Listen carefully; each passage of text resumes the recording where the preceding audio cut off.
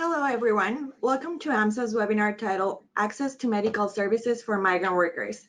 My name is Alejandra Baramo. I'm AMSA's Migrant Workers Support Coordinator, and I will be facilitating today's webinar. Before we continue, I would like to acknowledge and thank the Government of Canada's Migrant Workers Support Network for funding today's event. So now I would like to go over today's agenda before we start. Our first speaker will be Virendra Sharma from Fraser Health Authority, followed by a Q&A session. Then our second speaker will be April Sabourin from Cowan Insurance Group, and after April's presentation, we will have another Q&A session. And our last presenter will be Shaina Schafers from Umbrella Multicultural Health Co-op, and we will end the webinar with our last Q&A session. So to start today's webinar, I'd like to introduce our first speaker, Brenda Sharma. Virendra is the coordinator for clinical prevention programs at Fraser Health Authority in BC. Clinical prevention refers to preventive measures including vaccination, screening, preventive medication, and counseling for healthy behavior offered on a one provider and one client basis. Virendra leads and provides support to multiple programs that have a clinical prevention component for newcomers, refugees, underserved population, and South Asian communities in the Fraser Health region. Welcome, Virendra. Thank you for joining us today. Thanks, Alejandra. So, good morning, guys, and I'm so excited to share this my presentation with you. And first of all, I would like to thank AMSA for having me today and giving me this platform to share this program, these services with one of our underserved clients. And why I say underserved, because what we have seen is like local population has poor access to these services. But if we see our newcomers, our migrant workers, our the refugees, they even have less access to these services. So I just wanted to share that what are the services we have available, and why are they needed, and why are they good for you. Yeah, so we'll start. So as Alejandra has told that I work for promoting these services in the Fraser Health region, and just to give you a bit of a background, like what is Fraser Health. So this is a bit on health system. So health system is different in different countries. So in Canada, it's like province wise, and then in provinces we have health authorities.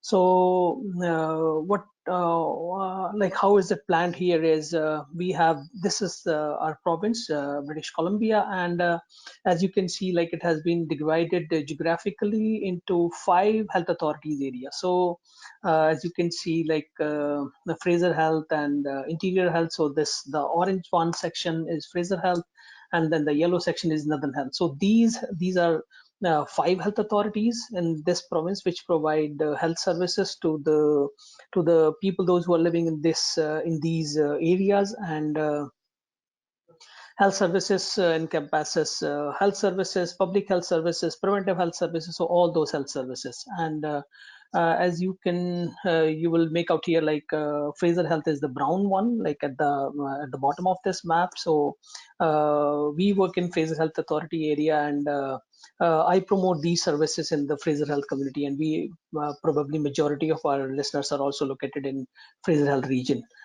Yeah, so Fraser Health is one of the biggest health authorities in British Columbia population-wise. So Fraser Health serves 1.6 million people, and the area spans from Burnaby to Hope, and in the lower region it expands up to Boston Bar. And this map shows the major hospitals in this Fraser Health Authority region. Yeah, so this is just to give a background, like where are we located geographically, and which population are we serving.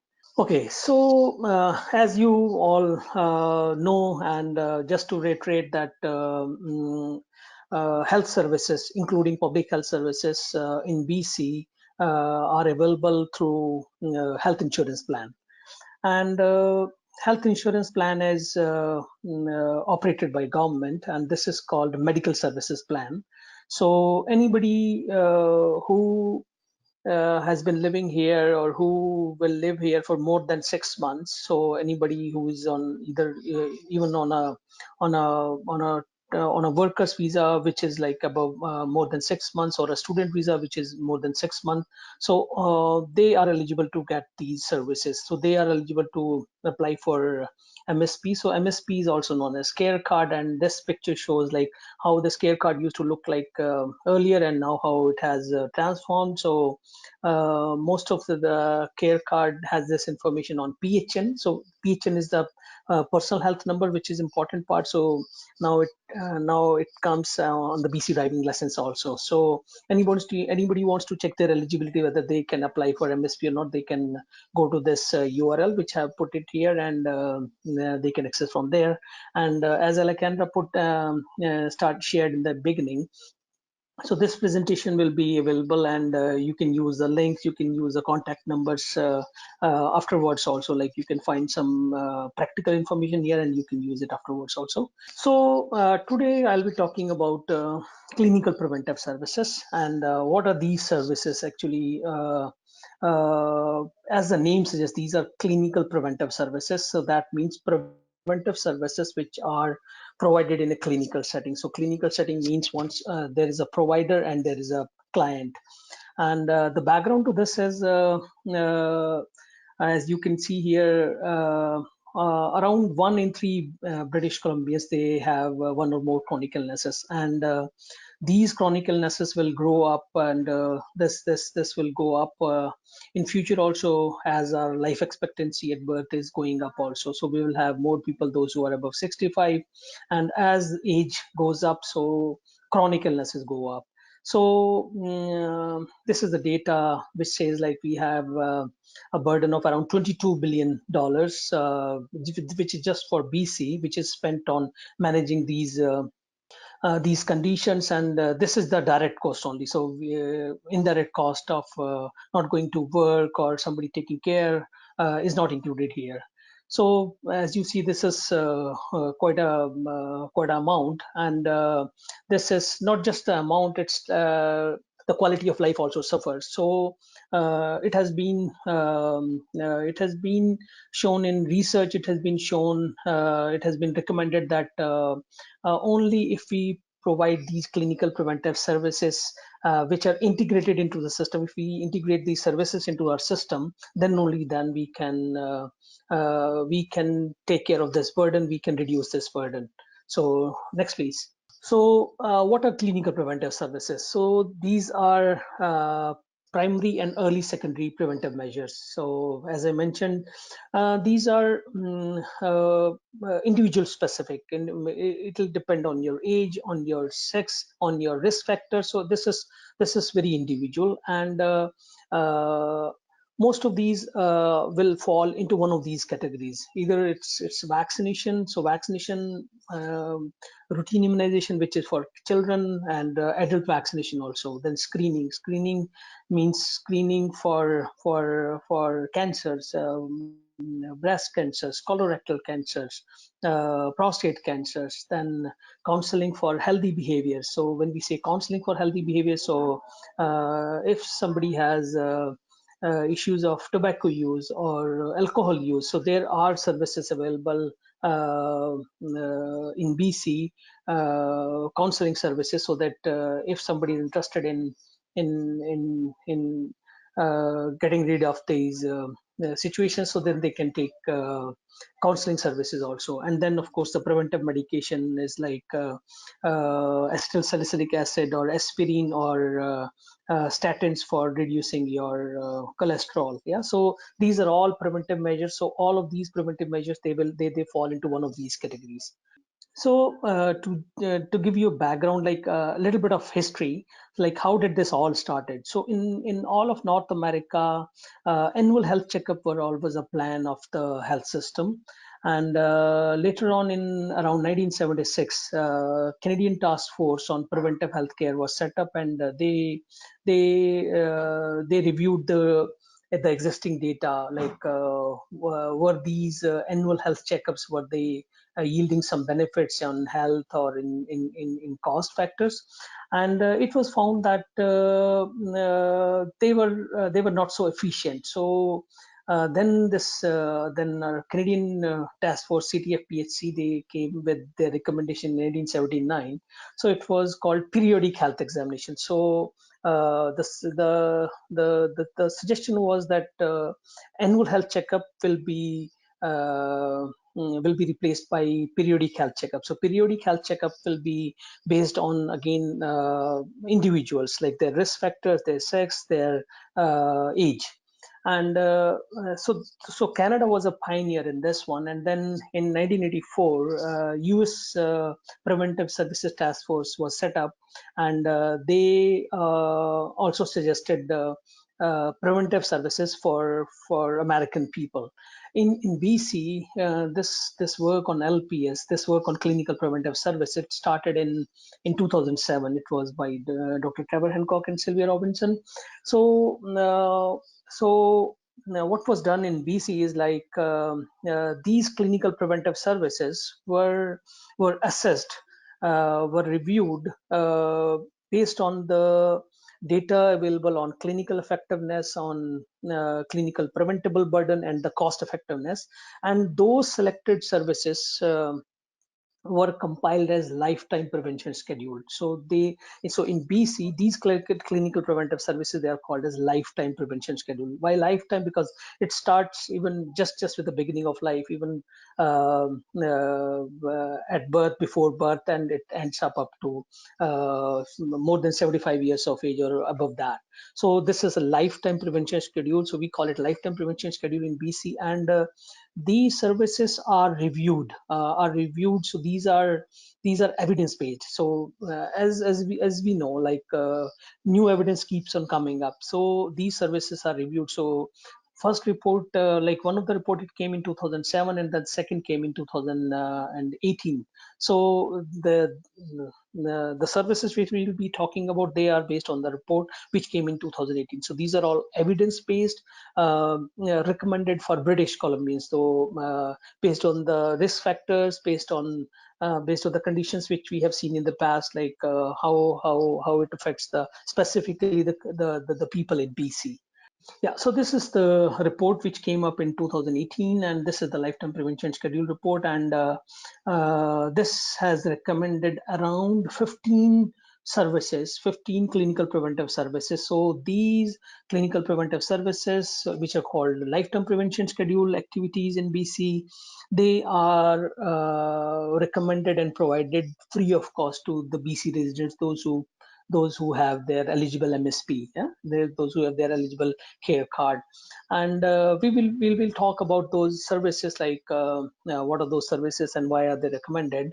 And we'll start one by one. Next, please. So this is just a summary of all those services here. So as you can see, on the top left column, this is perinatal newborn, and on the top right column, this is for older adults. So this goes, like, for throughout the lifespan. So with the perinatal activities, these clinical preventive services start, and though they go up to cardiovascular disease, or up to colorectal cancer screening, and hypertension screening and management, and vaccinations up to above 75 years of age. So these are services which cover the whole of lifespan. Yeah, next, please. So first of all is vaccination. So when we talk about vaccinations, like, vaccination for children is, like, pretty understood, but adult vaccination is but not discussed that much. So this is what we wanted to focus, like, in addition to children, adults also need vaccines. And so vaccinations are not needed just for children, so they are needed for everyone from 0 to 75 years. And as we can see, like, vaccination has been one of the most effective public health services. And in BC, you can get your vaccines, your publicly funded vaccines. Again, publicly funded means free of cost to BC residents at any of the physicians' offices. So they offer vaccines for all ages. At the pharmacies also. So at pharmacies, for anyone who is above 5 years of age, they can take their care card, and if they think that they need any of those shots, so then they can get those shots there. And there are public health units also. So public health units are again, I'm talking about Fraser Health. So we have around 12 public health units. So these public health units provide vaccination for children, for adults, and in addition to vaccination, they provide other screening services also. So anybody who's interested in any of these services. So one thing I wanted to add was like more information. If you want to get any additional information, you can get it easily by calling 811. So 811 is a helpline, and the good thing about it is you can call 24/7, and the good thing is like you get responses in your language. So suppose I don't speak English, so I speak Spanish. So just dial 811 and say Spanish, Spanish, Spanish, and somebody from there will answer your call in Spanish. Or so they provide these services in 130 languages. So this is a pretty good health service here. And additionally, if you want some more information, you can go to immunizebc.ca. So they have the schedules for special populations, for children, for adults. So you can find more information there. Yeah. The second recommendation is obesity screening and management. So this is again recommended for people from 2 to 75 plus years. And so if somebody thinks that they have weight issues, so then they can access these services. So weight issues, when I say, it's like it depends on your body mass index, BMI, and we can calculate this body mass. Anybody can calculate this body mass index by having your body weight in kilogram divided by your height in meters again, and then dividing the outcome again by height in meters. So you will get an idea like which category do you fall in, which category does your BMI falls in, like less than 18.5, 18.52, and accordingly you can see like, do I need to address this issue? And if you think that you want to address this issue, so counseling services are available through your physicians, and you can access those services again free of cost. Yeah? The second one is problem drinking. So problem drinking is also known as binge drinking. So this is different from social drinking. And what differentiates binge drinking and social drinking is this criteria. If you see here, for men in last year, if they have taken like 5 or more drinks in one day, and for women it's like 4 or more drinks in one day. And what is the drink is it's shown here. So anybody who thinks that they need to address this problem, so then again they can call 811.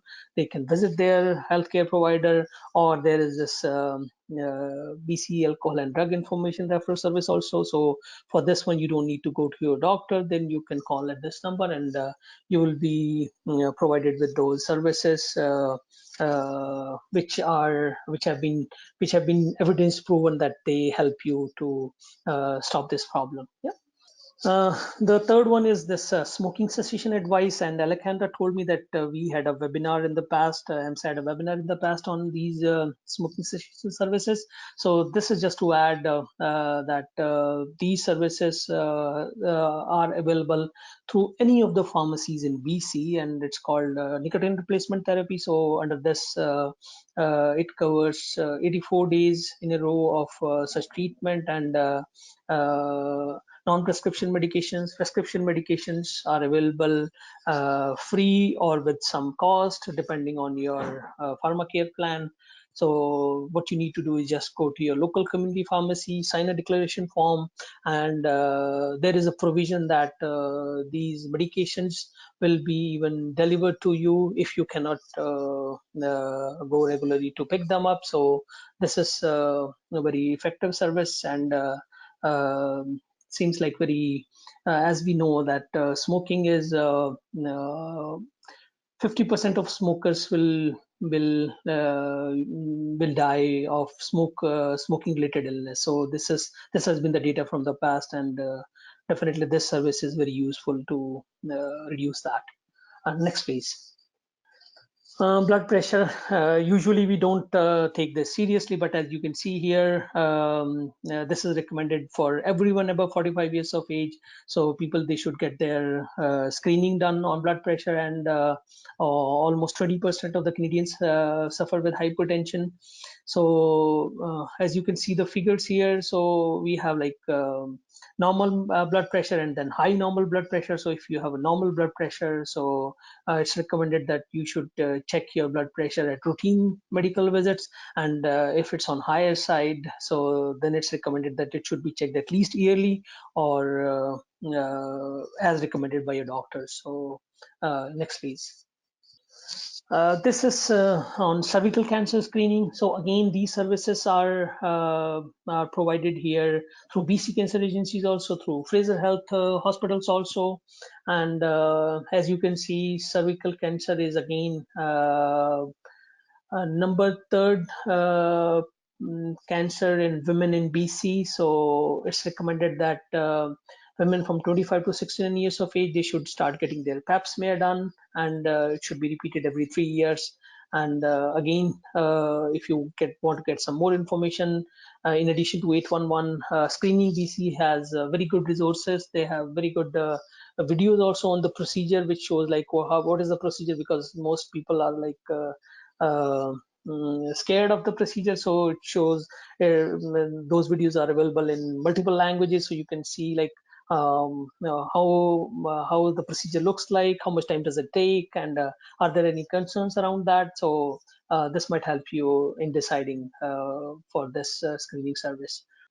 uh, Cardiovascular disease prevention. So this is primary prevention. So when I say primary prevention, that means for anyone, men 40 plus, women 50 plus, 50 and 50 plus, men 40 and 40 plus. So anyone who doesn't have any symptoms of cardiovascular diseases, so they are eligible to get this primary they are eligible to get these primary preventive services. So what this involves is it involves CVD risk assessment, that is cardiovascular risk assessment, lipid testing, and if lipids are on higher side, then potential discussion of statin use, of course, after diet and exercise. So this is again recommended for women 50 plus and men 40 plus, and this is recommended every 1 to 5 years depending on the outcome of those lipid profile. Diabetes screening has been part of LPS for a while now, and as we know, diabetes is going up. It's no more an illness of urban areas. It's expanding in rural areas also, and LPS recommends that men and women 40 and above, they should get diabetes screening done every 3 years. And South Asians and East Asians, they are at highest risk of getting diabetes, and there are some genetic factors, there are some environmental factors to that, and this is a serious long-term illness, and people usually don't think about it as very serious illness, and it can cut 5 to 15 years of your life. And mostly it happens because uh, it takes a lot of time when people will come to know that they have diabetes. So usually the diagnosis gets very delayed, on an average around 6 years, and by that time the damage has already been done.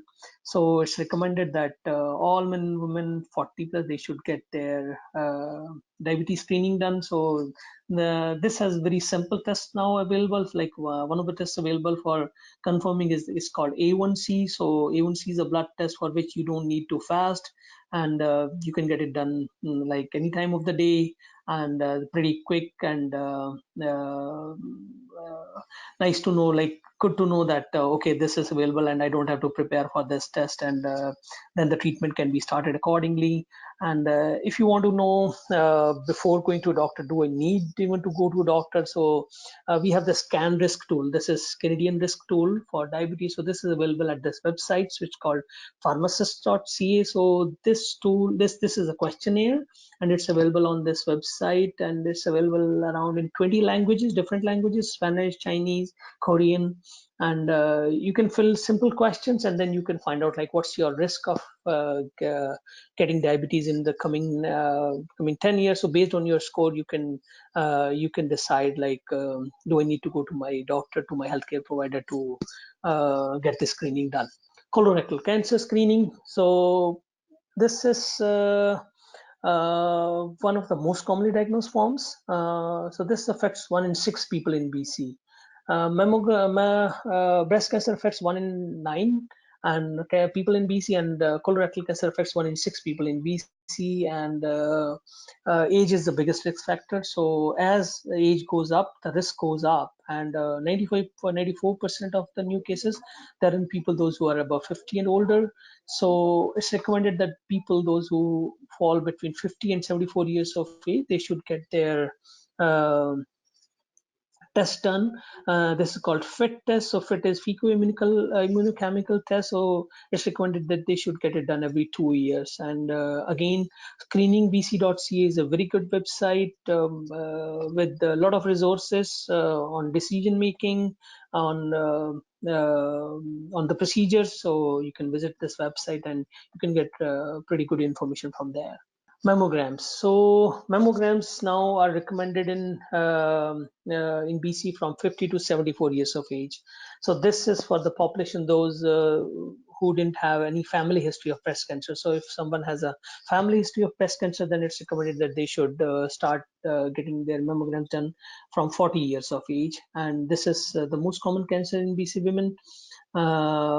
And again, you can call 811, and you can call at this number. This is BC Screening Agency number, BC Cancer Agency number, and you can book your appointment just by calling at this number. So you do not need to get a referral from your healthcare provider, or you can visit a healthcare provider. And again, one of the best sources of information on this is screeningbc.ca. So you can visit that site and again get some information on this. Next, please. HIV test is recommended for males and females from 18 to 70 years, and because as we know, somebody can have HIV and they won't know about it. And now with a lot of advancement in treatments, um, uh, people with HIV, they can live a healthy life, a healthy normal life. So and it's recommended that people from 18 to 70, they should get this test done. And if undiscovered, then there is always a risk of spreading it. And the more information you can get it from, again, from 811. Even Fraser Health website has also very good resources on HIV, and you can click on this link and get some more information on this. Next, please. So these are the clinical preventive services which are recommended for pregnant or new parents. Like so, first of all is the prenatal genetic screening for pregnant women. So what it says is like uh, genetic screening for genetic illnesses like Down syndromes, like trisomy anomaly. So these are the screening tests which are done when mother is pregnant. And again, the details of these tests, they are available on Perinatal Services BC, Women's and Children Hospital BC, and again on 811. You can get this information. Um the second one is the screening for new moms, depression screening, because it has been found that up to 1 in 5 new moms experience this. So these services are again available through your physicians. Uh, the third one recommended is breastfeeding. So breastfeeding up to 6 months and extending up to 2 years is recommended because it lowers your child's risk of allergies and infection. And breast milk is the best food for the baby. And hearing loss test for newborns. So it has been found that 1 in 400 newborns in BC have permanent hearing loss. So if screening is done on time, then uh, uh, preventive care can be taken, and effects of hearing loss can be reduced. So again, all these services, information on these services are available on this website, perinatal services bc.ca. And if you have any questions, also you can call 811 also for more information. Next, please. Alejandro asked if we could share information on interpreting services in BC. So uh, uh, in BC, I'm talking about the healthcare system. So we have uh, provincial language services. So this service caters to all the health authorities in BC. So all of the practitioners, all of the physicians, those who are working here, they can access those interpreting services through PLS. So if somebody is going for a medical appointment or for any screening services, and if they need an interpreter, so they need to uh, tell that department that I will need services of interpreter, and then those services can be requested by the health authority, by the hospital, by the public health unit, wherever you are going to get those services. And uh, the only thing is like they don't take requests from public, so they only provide services for healthcare professionals, those who work for any health service agency or health authority under the BC Health Authority. And there are some details on services which are available under Fraser authorities. So this is the link which you can click, and there is more information on urgent interpretation services, non-urgent interpretation services uh, uh, in the hospitals, in the public health units under Fraser Health Authority. Next, please. So we again, I talked about vaccination thing. So as I talked, like adult vaccination is not so discussed. So we have been promoting adult vaccination through these outreach drop-in clinics. So we have been conducting these outreach drop-in clinics for refugees, for newcomers, for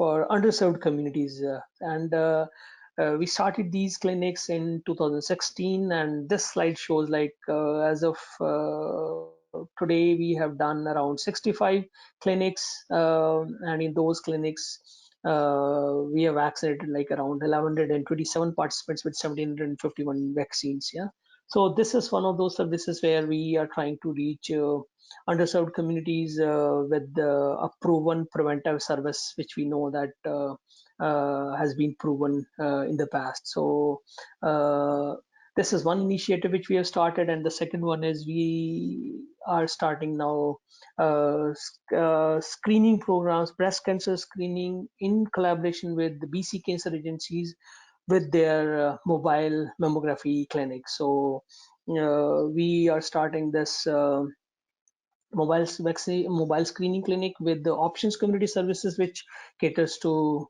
newcomers, refugees, immigrants, and we'll be having a mobile mammography unit there at their site, and to be doing mammograms on a specified day. Yeah. Next, please. So these adult vaccination clinics, we just wanted to show here that this is the data only for pneumovax and flu. So we have been providing pneumovax is for pneumonia, flu is, or we all know, influenza, and measles, mumps, rubella, and tetanus diphtheria booster also. So this data shows that how many of them were the first timers, and people, those even those who have family doctors, even they lag in vaccinations. So this is like how it caters to some to populations which have difficult to reach these services. Next, please. These clinical preventive services are recommended for communities around almost the whole industrialized world, also all industrialized countries also. So where does BC stands in comparison to other countries, other provinces? So as you can see here, um, we are good in some services, but there's a lot of room to grow, and a lot of efforts are needed here. So as you can see here, like our pneumococcal vaccination rates in BC are 38% as compared to US, which is 62%.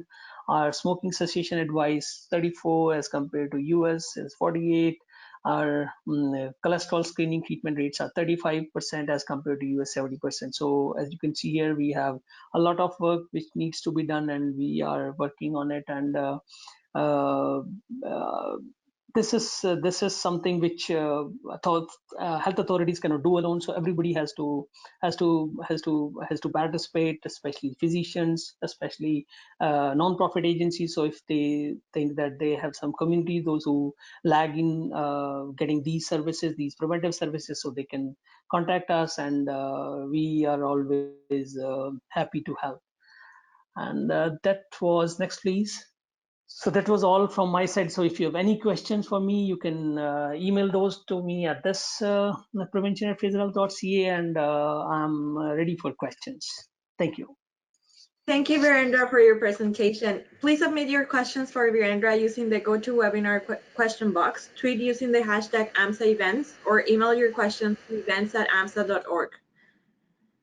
Okay, so we have some questions coming in now. So Virendra, when you call 811, you mentioned that they have services in multiple languages. Does it mean that there are nurses and doctors that speak multiple languages, or is it only the operators? No, these are nurses and dietitians and health providers. So as based on your question, so they will connect you to a relevant health provider. Yeah. So if you have a question on diet, if you have a question on vaccines, if you have a question on health, so they guide you to the correct to the person who speaks in this language. So we have an interpreter who coordinates this. So you will hear an interpreter and a healthcare provider. So healthcare provider will tell the interpreter, and interpreter will convey that information to the caller. Okay, that's great information. Okay, so we have another question. Any suggestions on working with healthcare providers who prefer clients or patients bring family and friends for interpretation instead of using the provincial language service? This is very healthcare provider dependent question. Yeah. So as I mentioned, uh, because there has been some issues in the past where it has been found like uh, the family members, they might not be able to convey, or they might not be able to convey the message fully. So it's recommended that if you think that you won't be able to convey the message, so you can book like you can tell this the provider that we will need an interpreter, and then they can book it through the PLS. So this is I'm talking about providers, those who work under the health authority system, not the private, not the medical clinic, not the usual physician clinic. Okay, let's go with the next question. Are we providing the migrant workers with this information in both languages so that in the case the doctors do not know of the service, they can call? Could you please repeat Yeah, that? yeah, like in your experience, are migrant workers provided with this information in multiple languages so that they know that they can get that service even if a doctor might not know? We have been trying our best actually. So I've been collaborating with the non-profit, those who work with the newcomers, with refugees. Like even I've collaborated with the Umbrella. Also, I've worked with the Success, Diversity, Options, Fix. So this is how we try, and we have a number of resources actually. If you there are short videos also, there are brochures also. So which we have been trying our best. And again, if I won't say that there's I'll say like there's way to go, because again, this is prevention is like it's not much of a priority actually. Yeah. So this is what I want to do it. I want to make it a priority, because once you know like this is what is due for me, this is what is screening test is due and recommended and free of cost available. then I should get it. So we have been trying at our end, but again, this is what I say, that all non-profit, they have to help us in reaching more and more people. So we are open on any collaboration. You let me know, and we can work on like how do you think, like if you have your clientele, what can we do so that they get these services and this information also. Okay.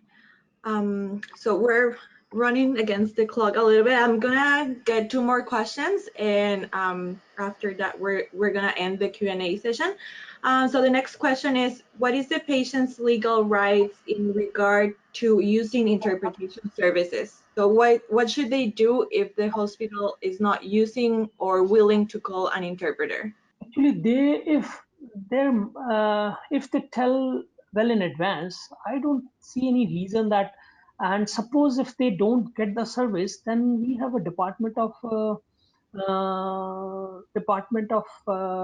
diversity here at Fraser Health, and they can contact that department, and then they can definitely convey their concern. So we have this diversity department in Fraser Health, which looks after interpretation and translation services in Fraser Health Authority, and definitely their concerns will be taken care of.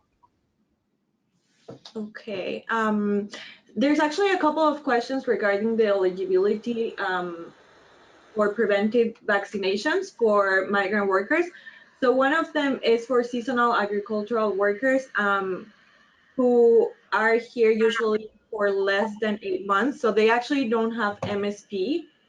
And the other one would be for temporary work permit holders in general. So can you like explain a little bit again about who is eligible to get vaccinated?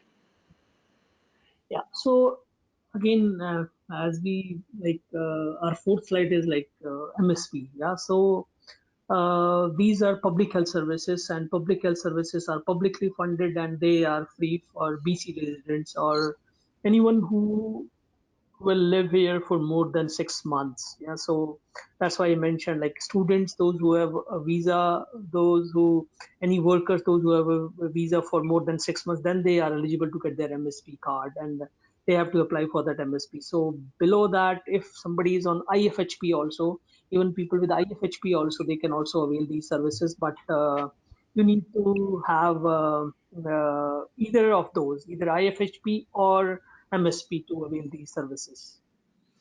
Okay, thank you for the clarification, Virendra. And one last question, are there mental health preventive services available? Yeah, mental health preventive services also available in Fraser Health. Again, you can call 811 for like for the area where you are living in, and at Fraser Health also they are available. So you can go to Fraser Health website and you can write like mental health services, and there are mental health services which are like spread out throughout the Fraser Health region. Okay, thank you. So we're gonna have to end the Q&A now, and I see that many people have questions. So please feel free to email your questions to Virendra to prevention@fraserhealth.ca, or continue to send us your questions and we'll direct them to Virendra after the presentation. Thank you so much, Virendra, for joining us today. Okay, so we're gonna continue with our next speaker, April Sabourin. A senior consultant of international benefits, April oversees and provides guidance to a variety of Cowan's global benefit clients. She's based in Ottawa and is responsible for ensuring the ongoing success of a variety of Cowan's international programs, including those for Canadian expatriates, migrant workers, and international students who are working and studying in Canada. April brings over 25 years of experience in the industry and is an accomplished member of the Cowan team. She works closely with her clients, applying her expertise in the administration and claim services in order to develop innovative and customized solutions. Welcome, April. We're happy to have you here all the way from Ottawa. Thank you, Alejandra. Hello, welcome everybody. It's a pleasure to be presenting here for this AMSA event, and I'm very honored to have been invited to speak about Cowan Insurance Group and the insurance benefits that are available for migrant or temporary foreign workers that are coming to Canada. Here is just a quick peek of our agenda for the Cowan portion of the presentation. I'd just like to give you a little bit of history of who we are. I want to talk a little bit about the benefit plans that are available for the migrant or temporary foreign workers. Kind of give you a bit of detail on how to access medical care and how to fill out maybe a claim form for claims reimbursement, just talk a little bit about provincial health care, and then we'll go into how to contact Cowan should there be any questions or if you need to file a claim. And then we'll have the question period, as Alejandra mentioned. So we're going to talk about who Cowan is, and you can go ahead to the next slide, please. So Cowan Insurance Group was founded in 1927, and today we are one of the largest independent and privately held insurance brokerages and consulting operations in Canada. We have more than 1,000 employees spread across Canada in the offices that you see at the bottom of the screen. And as Alejandra mentioned, I am located in Ottawa, and this is one of the largest employee-based Cowan offices. We provide a variety of insurances to individuals and employer groups. And for individuals, that could include home insurance or your car insurance. And then on the employer group side, we do group benefits and retirement services. One of our specialties that fall under the group umbrella is international benefits, where we provide an innovative suite of plans and services to our clients to help meet their insurance needs and those of their workers coming into Canada. Our international benefit plans cover a variety of visitors to Canada, so international visitors, students, temporary foreign workers, and diplomatic personnel. Our services for the temporary foreign worker groups include full third-party administration and third-party payer capabilities. So what this means is that Cowan offers the services listed on this slide, and all of these services are provided out of the Ottawa office. So if need be, I can always escalate my questions with the appropriate department internally. The services include plan administration, so things like enrolling, terminating, or changing your foreign worker status. We offer claims payment services. Sorry, I'll just go back to that plan administration. This is done either out of the consulate office, let's say for a SOP program, or by the farm or the employer if they are, let's say, part of an agri-stream, or maybe a low-skill foreign worker plan. We offer claims payment services, and we can pay the worker, we can pay the provider directly, or we can pay the employer should they need to pay on behalf of the worker. I'll go into that a little bit more in a later slide. We provide disability and case management. So if there is a worker that has coverage for short-term disability, we offer disability services where we manage that claim. We also offer high-cost claims management. So if a worker happens to be hospitalized for a lengthy period of time, we help to negotiate the costs with the provider directly so that it brings down the overall total cost of the bill. We offer direct billing with our preferred provider network, and that network is over 115,000 providers all across Canada, including hospitals, clinics, labs, etc. We have online member access. Right now it's limited to certain groups, but we are trying to open that up to all other groups too, so that people can access things like their employee ID card or their worker card, their claims history. They can pull off claims forms and just basic type of information that is pertaining to their insurance coverage. Our info center is a call center accessible by either phone or email, and we do offer services in English, French, and Arabic, but we also accept if somebody is going to email us, they can email us in, let's say, Spanish. We can always have those emails translated, and we can respond in that way. And again, we offer invoice and billing services here in Ottawa, where we would bill on a monthly basis for the temporary foreign workers that are included in your plan for any given month. So here we're going to talk about some of the benefit plans for migrant workers. Next slide, please. On this slide here, I just wanted to let you know the types of temporary foreign worker streams that we provide coverage for. The first one on the list is the professional foreign workers. So this would cover off on occupations under, let's say, the health industry. So maybe a registered nurse. It would also cover off on management type personnel, so anybody in a finance or HR, engineering, or information technology sectors where you've had to hire management staff. This particular plan covers both the worker and their dependents, should the dependents follow them into Canada. The next three, low wage or low skilled, Agri-Stream, and SOP, or Seasonal Agricultural Worker Programs, are offered to the worker only.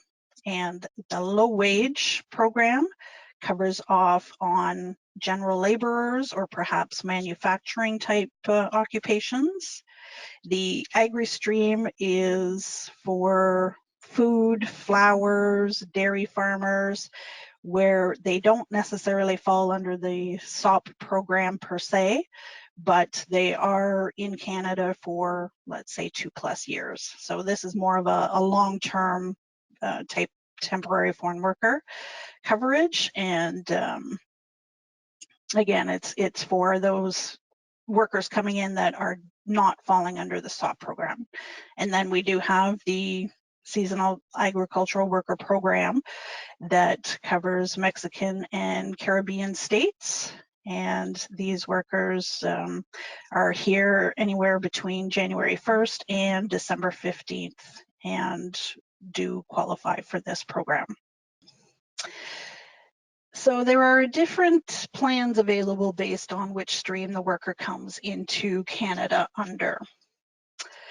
And when the employer contacts us, we ask a series of questions to determine which plan is the best fit based on the worker's circumstances, what type of program they're coming in under, if they were hired by a recruiter, if they're part of the SOP program, just various questions to help us decide which of these plans here on this slide are most suitable.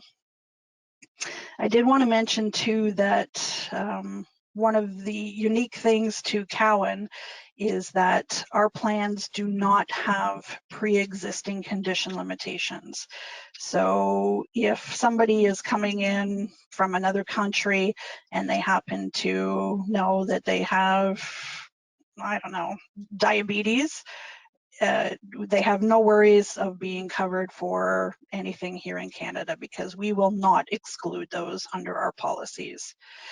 So the plans that are available for the professional foreign worker group, we have government health insurance comparable coverage. For the low wage or low skilled workers, we have prescription medication, and again, the government health insurance comparable coverage. Then when we get into the agri-stream or the Seasonal Agricultural Worker Program, SAWP, we have a variety of plans available depending on which program they fall under.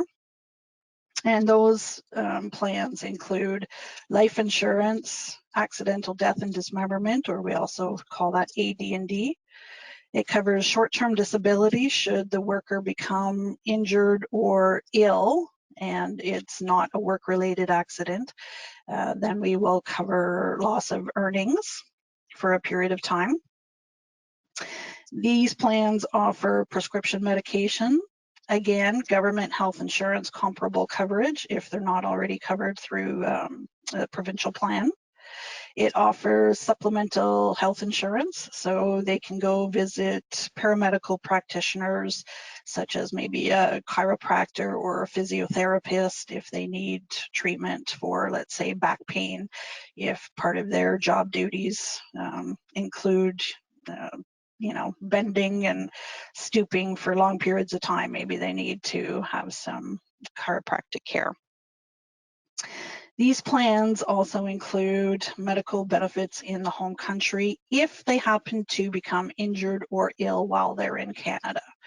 So we would offer for a period of time after they return home some additional medical benefits to help them recuperate from whatever illness or injury they sustained while in Canada. And again, this all depends on the plan. So they have a certain benefit amount and a certain number of days that are covered after they return to their home country. And then these plans also include repatriation, so the return of the deceased worker to their home country should something happen while they are in Canada. When we sign up a new employer or farm and enroll their workers onto the plan, both the employer and the employee or the worker receive a welcome package. So this slide just kind of gives you an idea of what is received in both of those welcome packages. So for the worker, that would include a welcome letter, and depending on the language, English, French, Spanish, it would be including details in their language. It would include their Cowan Pay Direct drug card. So again, these cards can be presented to the provider, and hopefully if they've visited an in-network provider, those 115,000 providers that we have across Canada, they can perhaps direct bill Cowan for the services that were rendered. The package also includes a benefits at a glance document, so it's just a brief summary of the coverage available to them under their specific plan. It includes claim forms, so if they weren't able to have the provider direct bill Cowan, it provides a small supply of claim forms that they can submit to seek reimbursement for their services. And it also includes a direct deposit form. So this helps to, if they sign up for this, it would deposit their claims reimbursements directly into their bank account. So it basically speeds up the process for them and doesn't require them having to go to a bank to cash a check.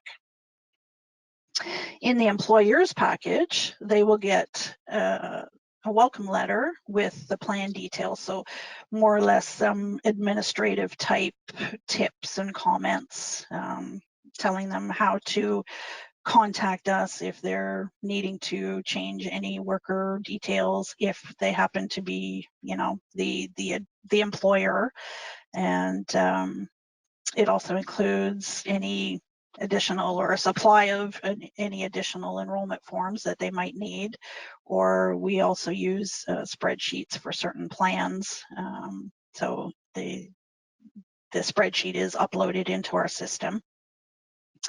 It includes consent and beneficiary forms if that hasn't already been filled out, say by the consulate or the embassy.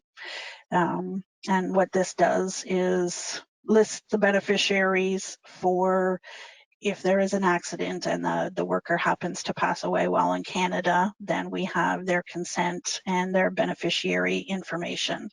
And I just might add that we caution people not to assign minors as a beneficiary, because there are various legal requirements that we have to deal with when minors are appointed. So when possible, we try to instruct the workers to perhaps sign an adult as the beneficiary, or if they truly want a minor child to have some life insurance money, then you appoint a trustee for that minor. And this is all on the beneficiary form. It's all explained there, but some workers don't understand what the complications or the implications are if they appoint a minor. So just a word of caution there. It includes some claim forms again, so if they need to help their workers fill out a claim form to seek medical reimbursement, then they have a supply of forms. It includes the same benefits at a glance that the worker would have received, and the monthly invoice is not necessarily included in the welcome package, but again, it's available on a monthly basis. And we can either send these out to the employer or the farm by mail, Canada Post, or by email if they so choose. And monthly invoices can be paid for online with the organization's bank. So it would just list what they would do is add Cowan as a payee, and they can pay their bill that way, or they can submit a check to us through the mail. Okay, seeking medical attention and the claims process. So if a worker needs to seek medical attention, we recommend that the worker or the employer check our network to see if they're able to identify providers who would be in the Cowan Preferred Provider Network, PPN for short. If that's the case, they'll give you location and everything, and when you present the Cowan ID card, they could direct bill Cowan for the services that were rendered. And a copy of the link is at the bottom of the slide. So this is where you would check to see if there were any providers that were close by. And you basically look it up by the services that you're needing. So if you need just like a general practitioner doctor, or if you were looking for the chiropractor to get back treatment, whatever the services are that you're looking for, you basically just enter the criteria into the search engine and press send, and it will give you the providers that are in your area. Just wanted to mention too that when you present the Cowan ID card, and there's just a little snapshot at the top left hand side of the screen here, on the card it says that they might need to present photo ID just to prove that they are the person who is listed on the card. So just wanted to mention that. And again, the PPN providers, we network with various hospitals, doctors, clinics, specialists, and about 99.5% of Canadian pharmacies. Some paramedical providers are currently submitting their invoices directly to us, but not all. So they are part of our network where possible. And again, the direct billing allows for there to be no out-of-pocket expenses for the worker. I wanted to mention too that we're also exploring the idea of virtual healthcare right now for those employers and the workers that may be in more remote areas and don't have access to some of the providers in our PPN network. So this is something we're currently looking into, so hopefully something that we'll be able to offer very soon. This is a copy of our medical claim form. They are available in, right now, French, English, and Spanish.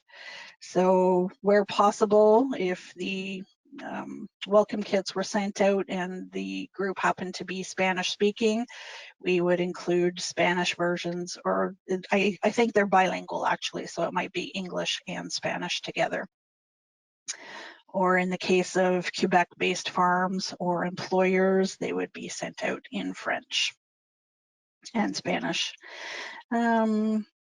We are able to reimburse either the worker, the employer, or the provider as applicable. And I mentioned earlier that sometimes when you visit a doctor or visit a provider, the employer needs to pay out money. So they are out of pocket for the expense. On section 2 of this form, you can't really see it, it's very small, but it would require that the employer fill in their information to notify Cowan to be paying them for those expenses. So whatever is filled out in the section 2 portion would direct us to pay either the employer, the provider, or the worker. As I mentioned earlier, the worker can sign up for direct deposit, so they would have faster claims reimbursement, and this form is available in their enrollment package or welcome kit. In the home country, if there was coverage for the home country claims, we can either pay the provider directly, or if the worker has paid the expense, let's say it was just a small pharmacy expense or something, we could pay the worker directly. It would be in Canadian funds and into their Canadian bank account. So we're going to talk a little bit about provincial healthcare. Next slide, please. Here, I just wanted to let you know that for the SOP program, the Seasonal Agricultural Worker Program, there are 3 provinces that allow for immediate coverage: Ontario, Quebec, and Saskatchewan. All other provinces have different requirements for eligibility, so you would have to investigate and determine whether or not your workers are eligible for the provincial healthcare program. And as Virendra mentioned, for BC, and I see there was a lot of BC residents participating in the call today or the webinar, you have to be a resident of BC, you have to have a valid work permit of 6 or more months, you have to, and the waiting period is the balance of the first month where you're eligible plus 2 months. For Ontario, you have to be a resident of Ontario. You have to be present for 153 days in 12 months. You have to be present in Ontario for 153 days of the first 183 days. So there's just a little bit of information that you need to verify depending on your worker's situation to see or determine if they are eligible. And if they happen not to qualify for GHIP, the Cowan plans do offer comparable coverage. And I say comparable because the government programs change frequently and we're not able to match the provincial plan 100%, but they typically cover things like your hospital, your doctors, lab work, let's say, that is required as part of your visit, blood work or things like that. So that would be covered under the various plans. Communicating with Cowan. Next slide, please. Here are just some of the ways that you can contact us. By mail, there's our address. We're here in Ottawa. By telephone, that's a toll-free number that's available Monday through Friday from 8 a.m. to 5 p.m. Eastern Time. By fax and by email. And depending on the email, it gets forwarded to the appropriate department for actioning.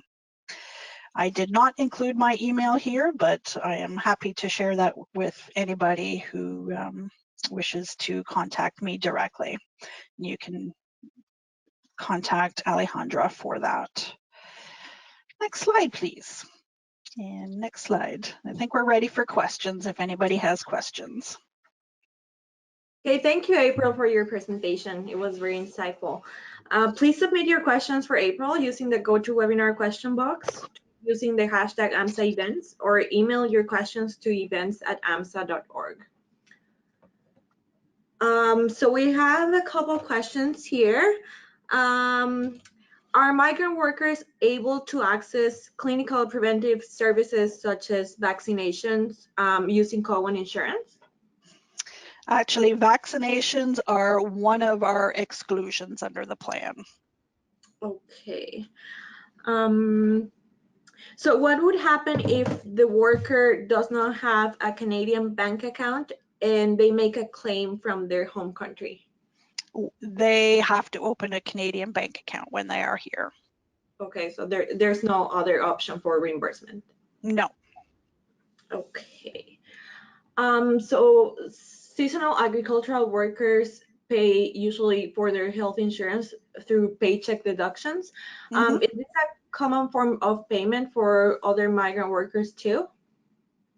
Yes, it all depends on the plan, and our invoices basically specify whether it's an employer cost or an employee cost or the worker cost. So the employer can choose to either cover the entire cost or they can split out the cost as it is listed on the invoice. So depending on the plans, there are different requirements and you would be able to determine that on the invoice itself. Okay. Does that answer the question? Yeah, I think so. Okay. So what are some tips for staff to know which healthcare providers do direct billing services in BC? So again, if they visit that link on that one slide, it will tell them if providers are in their area that, so if they want to visit, like I said, the general practitioner, a general doctor at a clinic, they would say, I want to look for a general practitioner, general doctor. This is my location, and then it would do a search and provide you options with, okay, go see Dr. Joe Smith. He's maybe 10 kilometers away at this address, and they provide direct billing services. So it's all dependent upon location and what type of services you're trying to find or locate. Okay, we have another question regarding providers as well. Can providers access the information about the Cowan Preferred Network providers? It seems that when following the link, it's just information for migrant workers. So I'm guessing can doctors or nurses see this list as well?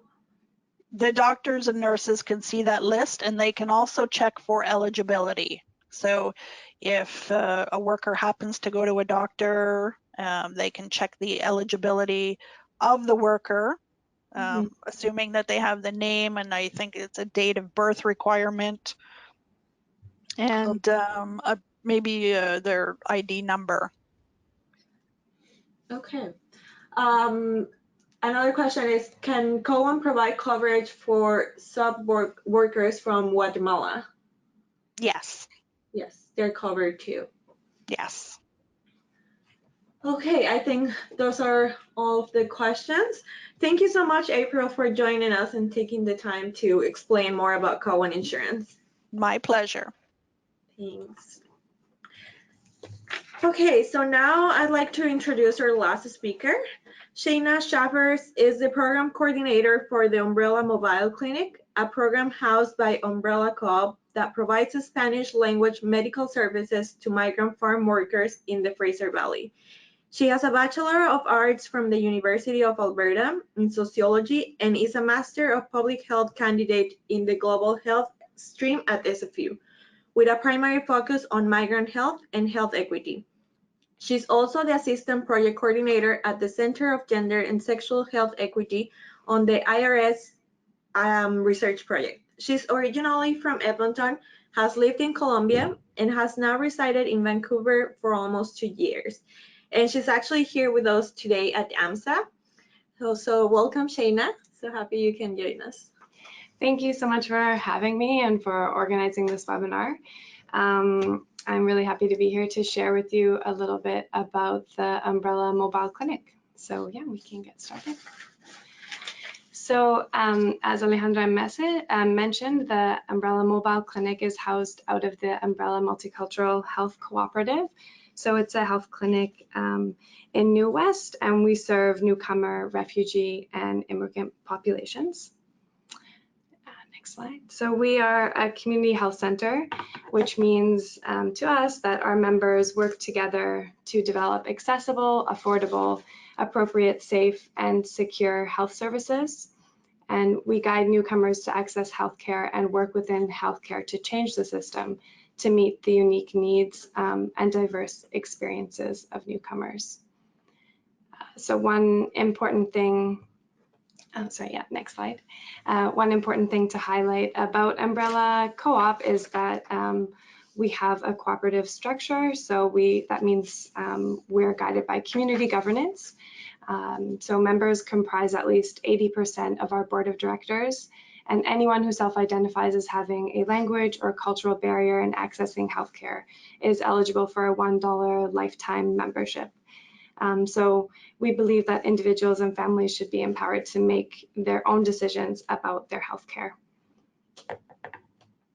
So Umbrella Multicultural Health Cooperative offers a number of different programs, as you can see here on the slide, but today we will be talking about the Umbrella Mobile Clinic.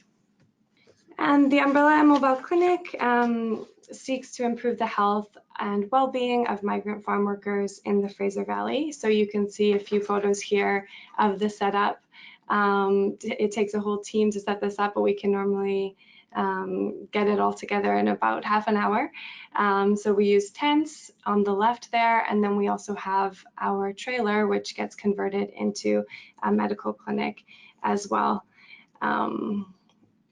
So the Umbrella Mobile Clinic started in 2011, and it was actually the first program at Umbrella Co-op. And it really came out of a need from the community where, you know, there are these that temporary farm workers have unique needs that weren't being met through the healthcare system. So we operate on a pop-up basis in the Fraser Valley, and the clinic operates from May through October. And we have a team of volunteer physicians, physiotherapists, cross-cultural health brokers, which I'll talk a little bit more on later, and Spanish-speaking support workers.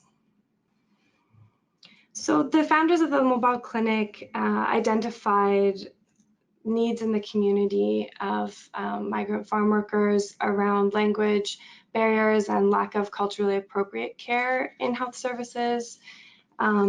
There's also a lack of rural transportation with many of the workers living on farms with no public transit. Often they only have access to bicycles, and some don't have bicycles. And then also conflicting schedules around their work schedules. And if you think of a normal health clinic, the hours generally do not correspond with when they have time off, so which is generally on Sundays. Yeah, so these were kind of the main things that the founders of the mobile clinic saw that were causing barriers for them to access necessary health services during their time that they reside in Canada. So the response included going out with the health clinic to accessible locations to the workers and at accessible times. So what we found that means is that the clinics take place on Sundays, which the workers generally have off. And you can see on the map here of the Fraser Valley, the three red points are where our current sites are. And it has changed over the years, adapting to community needs. And so currently we rotate between Langley, Abbotsford, and Ladner. And we visit each site once per month.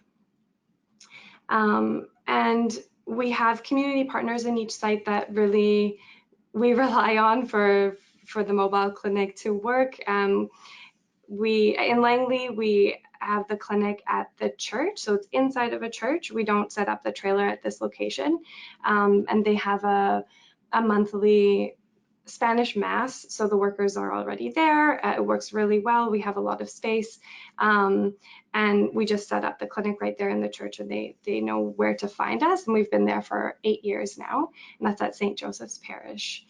And in Abbotsford, we set up at the Value Village parking lot, which again, just in talking with the workers and community partners, has been identified as a spot that works well for them, to accessible on their bicycles, and often, you know, you need to run out and do some shopping on a Sunday, so they know where to find us there.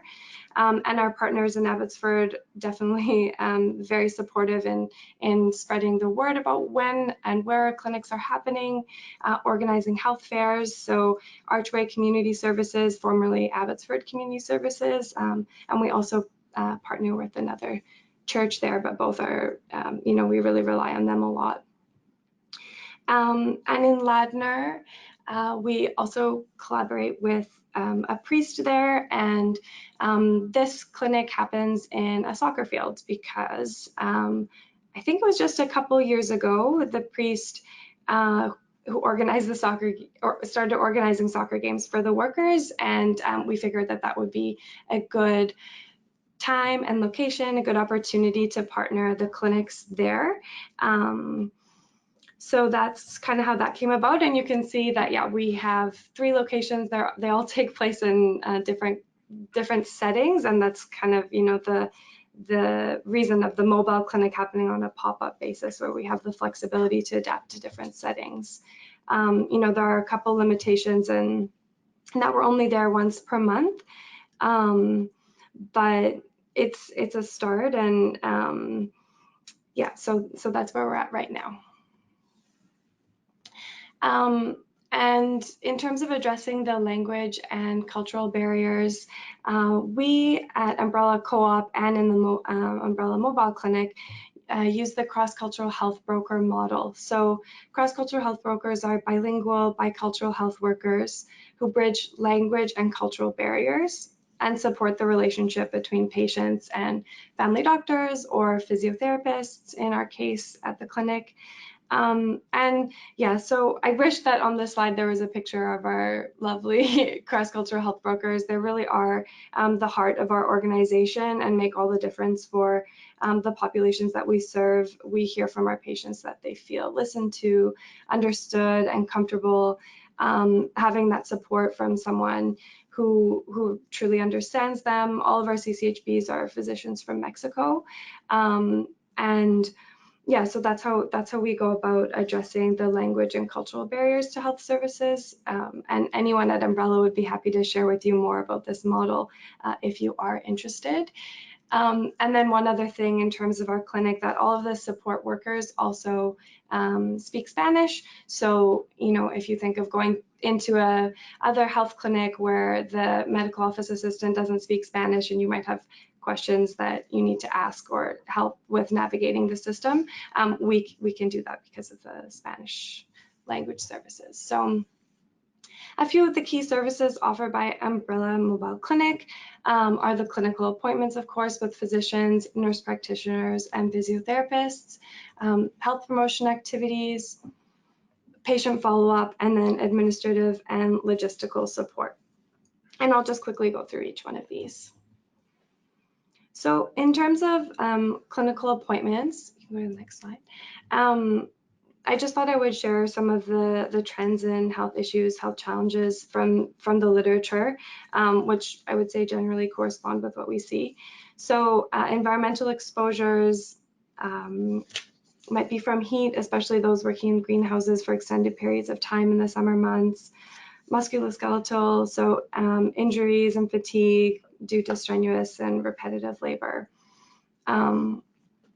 Occupational hazards, you know, there's a variety of these, but in general, agriculture is itself a dangerous occupation. And then we do see, yep, sexual health and, in the literature, sexual health and mental health are also identified as issues.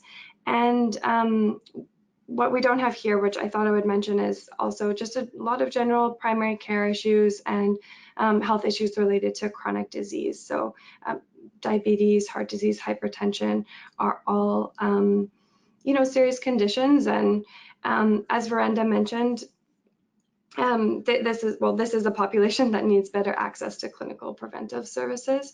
We do notice gaps in their care around chronic disease, which of course we're trying to fill.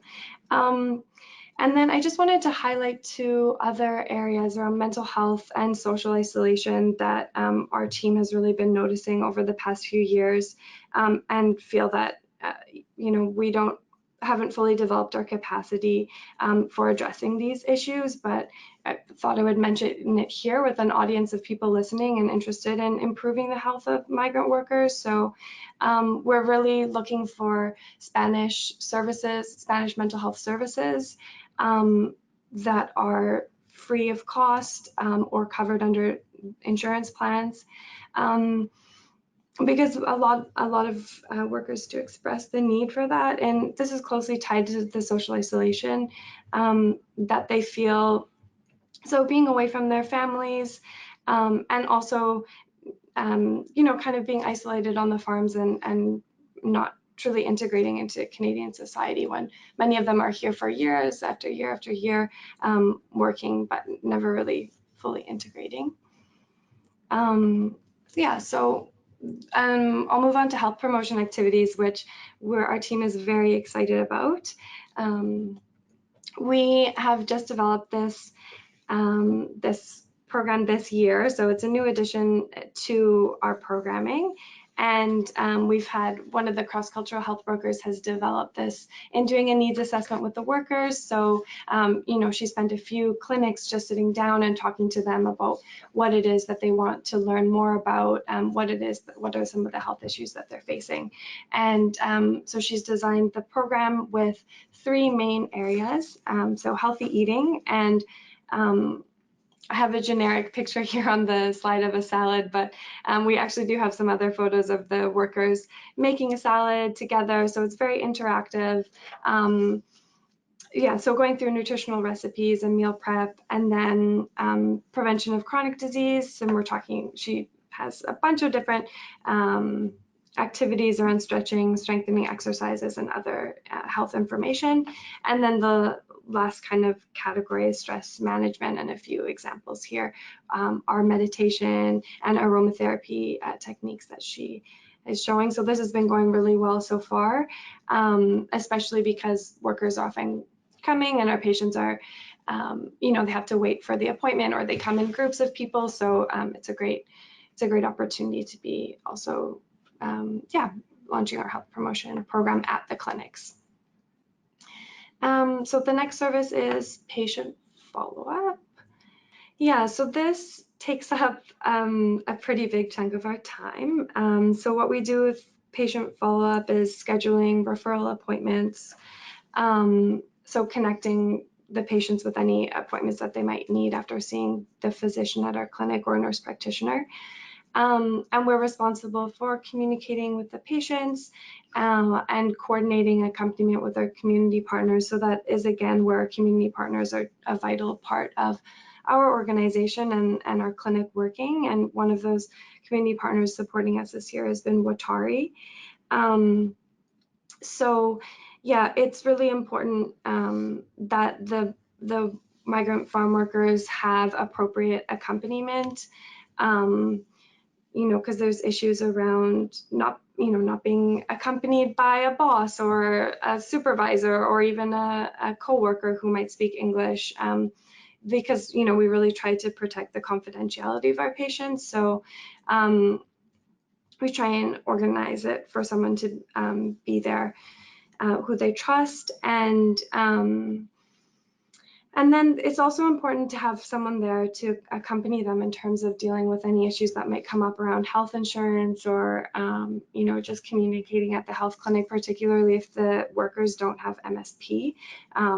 It can get confusing at the different health clinics. And so yeah, we really just try and organize that. And then of course, transportation, as I mentioned previously, you know, one of the reasons for the mobile clinic existing is the limits of accessibility to transportation. So it really is an endeavor to coordinate the patient follow-up, and that's something that we spend a lot of time to do it properly, and really thank our community partners for supporting us with that.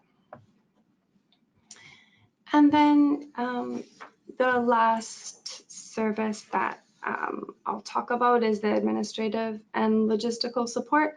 So I spend a lot of my time doing this, of course, just coordinating the locations of the clinic and so forth. And then also the billing to MSP and Cowan. So that's great to hear from April today about the Cowan process. And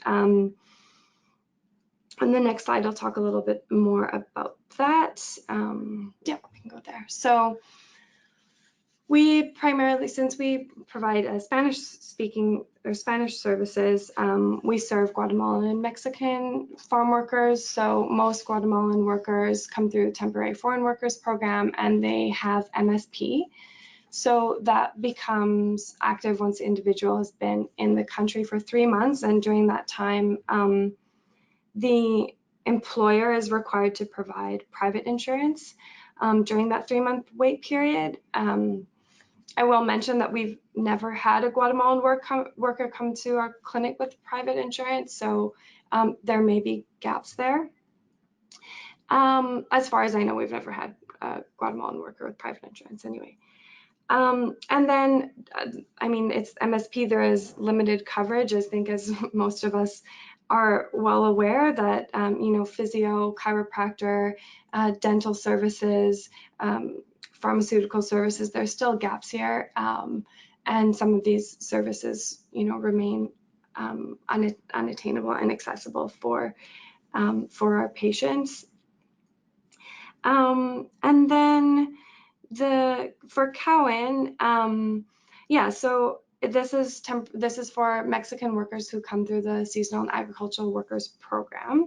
And it depends on employers submitting paperwork on behalf of the individual, and the worker buys health insurance, or as was mentioned previously, it generally comes off of the paycheck.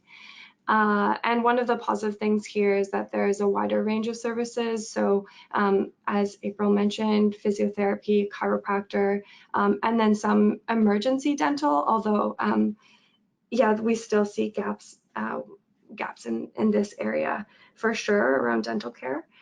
And then with Cowan, I guess the greatest challenge that we do face is difficulties with follow-up. So for x-rays, ultrasounds, all of these types of things, it is quite difficult to find the clinics around here that will do third-party billing, and it creates a barrier in terms of, you know, the clinics want the patients to pay upfront, and sometimes these services cost hundreds of dollars, and the workers do not always have that money to be paying upfront for the service, and they also rely on us to be doing the billing, the claim forms for them. So you know, it's just, they might be out a few $100s, and putting that stress, even if it's only for a couple months, just doesn't work for a lot of our patients. So we do a lot of work as well around advocating for our patients in the clinics that we're calling or visiting to try and sort out a solution in terms of having them be able to bill Cowan directly, or yeah, just wait for us to bill on behalf of that clinic and have Cowan reimburse them. But honestly, that is one of the biggest challenges. And yeah, so as we saw with Brenda's presentation, the health system can sometimes be, is mostly accessible to those with MSP, and so we do face some challenges around that. Although there's kind of, I guess you could say, pros and cons to both forms of health coverage in our experience. So I kind of, brushed through that pretty quickly, and I don't have a summary slide, but I hope I've shared with you a little bit about us, and I think there's still, there are definitely gaps in the health sector to improve accesses to health services for migrant farm workers, and we're doing our best to fill some of them. Certainly, there's still more work to be done, and we, have some recommendations for things that could change. But, I'll also mention that some of the farms have hired cross-cultural health brokers to accompany workers to appointments and provide language support, which is a big positive step because, if they come to our clinic, which our patients really appreciate, but it is limited to once a month. And yeah, so that's kind of where we're at right now. And I'd just like to acknowledge, if we go to the last slide, that the mobile clinic was piloted with funding from the Vancouver Foundation. And this 2019 season is supported by a generous contract with Mosaic. So we're very grateful for the additional support. And yeah, I'd just like to thank everyone for listening, and definitely open to answering any questions that you might have about us. Thank you. Thank you, Shaina. Please submit your questions for Shaina using the GoToWebinar question box, tweet using the hashtag AMSA events, or email your questions to events@amsa.org. So we have some questions coming in. Are these services available only to farm workers or also to other temporary foreign workers? Well, because of the locations where we go, generally we only serve farm workers. Yeah, from Mexico and from Guatemala, because the services are also in Spanish. Okay. Is it possible to get specific locations and the schedule for each location? Yes, absolutely. If you email me, I can send you our flyer with all of that information. You can also share it with me, and I can email all the participants so that everyone has this information. Okay. Yeah, or a flyer that we could pass to workers. So we have other question here. Does Umbrella Co-op provide services in other regions of BC? No, we do not. So yeah, right now we have the family practice clinic in New West, and then the Umbrella Mobile Clinic is currently serving the 3 locations that I identified in the presentation. Okay. Do you know of any other similar services available in remote areas in other regions of BC? That's a great question. I actually do not, but again, if you would like to email me, I might be able to connect you with someone who would have a better idea about services in other parts of the province. So what are some of the common illnesses for farm workers and some of the health services that are most commonly needed? Well, I identified a few in the presentation, and of course we protect the confidentiality of our patients. But yeah, I mean, just a lot of normal primary healthcare services. But I will mention that having the physiotherapy was a new addition to our clinic over the past couple of years, and that I think that's made a really big difference for the patients and having access to those services. Are these services covered by Cowan for sub workers? So just a clarification on that. Yes, so this Mexican workers, part of the seasonal agricultural workers program, have their insurance through Cowan. Yeah. So just to clarify, this is a requirement for migrant workers to be covered under Cowan, right? But not from Guatemalan workers, only for Mexican workers. Well, sorry, I may have confused that for people listening. Essentially, the seasonal agricultural those under the Seasonal Agricultural Workers Program have private insurance, so Cowan, and I believe that there are some, or I don't know, maybe there are some Guatemalans who come in through the Seasonal Agricultural Workers Program, but my understanding it's primarily Mexican workers. Okay. Yeah. Okay, I think those are all of the questions. If you have any follow-up questions, please feel free to email us or email Shaina. You put your email on this slide, right, previously, at info@umbrellacoop.ca. Thank you everyone for joining today's webinar and sending in your poll results and all of your questions. We will be emailing participants an online evaluation form. Please take the time to fill it out. If your feedback will help us plan future events and trainings. A special thank you to our speakers for giving us their time and sharing their valuable experience. Thank you to the AMSA team, Khan, Melissa, and Sabrina for supporting today's webinar.